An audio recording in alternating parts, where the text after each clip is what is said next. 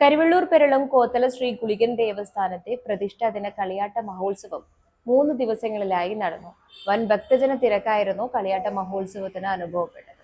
പരമശിവന്റെ ഇടതു തൃക്കാലിന്റെ പെരുവിരൽ പൊട്ടി പിളർന്നുണ്ടായ അനർത്ഥകാരിയും ക്ഷിപ്രപ്രസാദിയുമായ ദേവനാണ് ഗുളികൻ.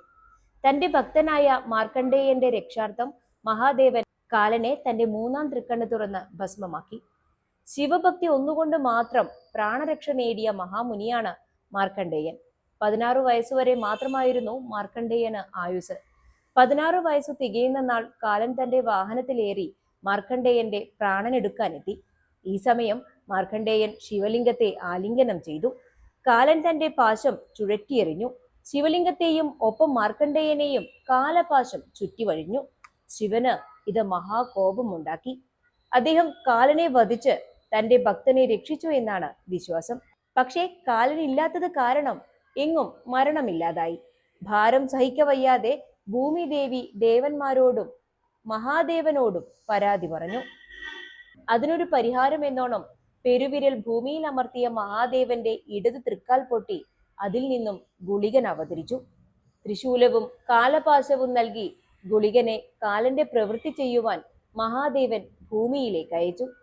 ശിവാംശജാതനായ ഗുളികൻ ജീവജാലങ്ങളുടെ മരണസമയത്ത് ജീവനെ കൊണ്ടുപോകുന്ന ദേവനാണെന്ന് വിശ്വസിക്കപ്പെടുന്നു.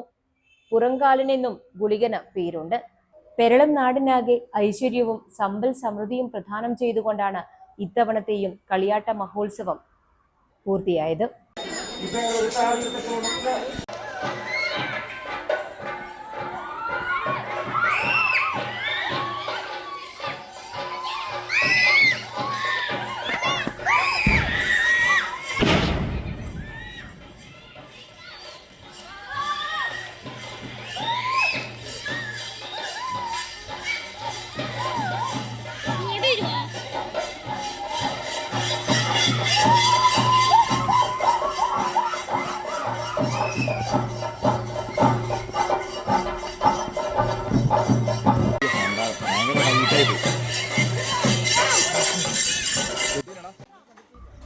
First one state media, Payyanur.